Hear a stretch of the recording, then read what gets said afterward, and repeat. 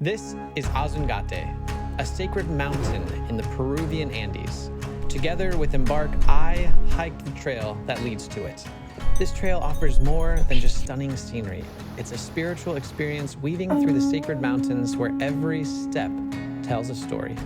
From meeting with the locals to almost giving up due to altitude sickness, I'm awake. here is my honest review of hiking the Ausangate Trail with Embark. So just to give you an idea of what the Ausangate Trek is, it's a multi-day hike through the Peruvian Andes, reaching heights above 17,000 feet. Over 5 days, it covers over 30 miles running through rugged terrain. With stunning views, including glaciers, thermal lakes, and the legendary Rainbow Mountain.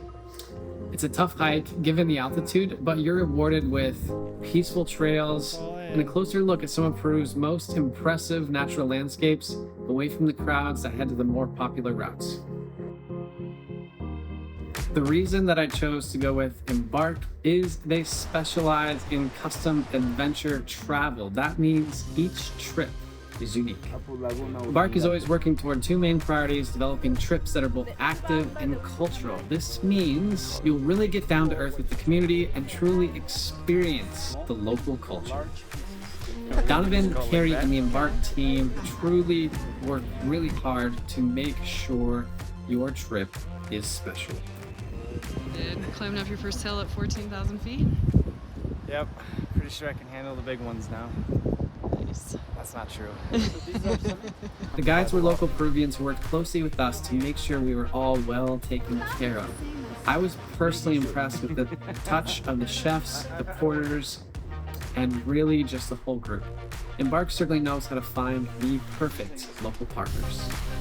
So a typical day on the Ausangate Trek starts out with having coffee or coca tea, whatever your choice is.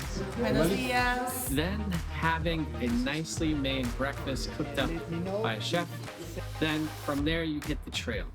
Now, after you've been hiking for a while, you might take breaks, take pictures, whatever it is that you want to do. You kind of set your own pace throughout the day without falling too far behind. Then you're going to reach a point where you stop and have a lunch break.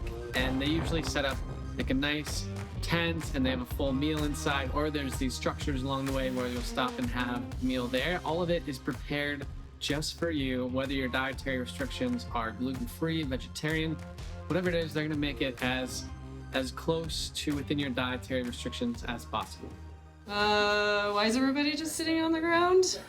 When we clearly have a table and chairs that we could be sitting at.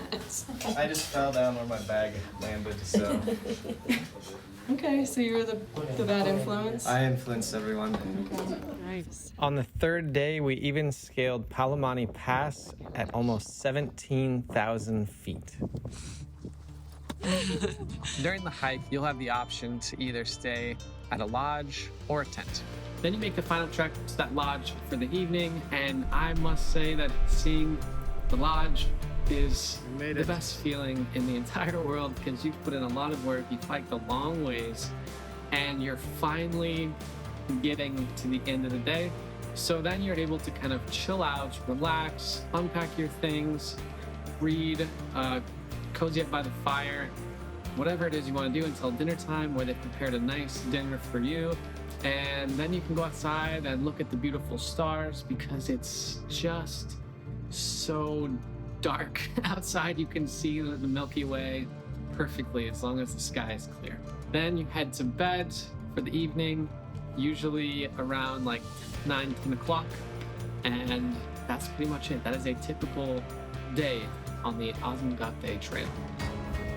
The group was about 7 or 8 people, and there was enough guides and porters available, so that way nobody was ever really left alone. And then they also had an emergency horse available if you were falling too far behind, you're too slow, too out of shape, anything like that. They just pop you up on the horse and away you go. A few days in the trip, I got pretty bad altitude sickness, and they were able to help me recover and make it all the way. They do a lot to make sure that even if you fall a bit behind, have altitude sickness, whatever it is, no man left behind, they got your back. There weren't really any downsides to traveling with Embark. I will say that it is a hard trek. You need to train and make sure you bring the proper gear. I didn't listen to everything they said, and it definitely made the trek a bit harder on me. I look like a green potato. Just please, again, take their training guide and packing guide seriously. Bring both a raincoat and a rain parka. You're gonna need them both, especially if it starts raining a lot. So Donovan, Carrie, and the team were in contact with me, kind of helping me make sure I was, training, getting everything ready, like having the right stuff in my pack. I kind of coordinated flights and things like that with them to make sure I was arriving on time and I had transportation from the airport. They really, they have training guides for different things. They have packing guides.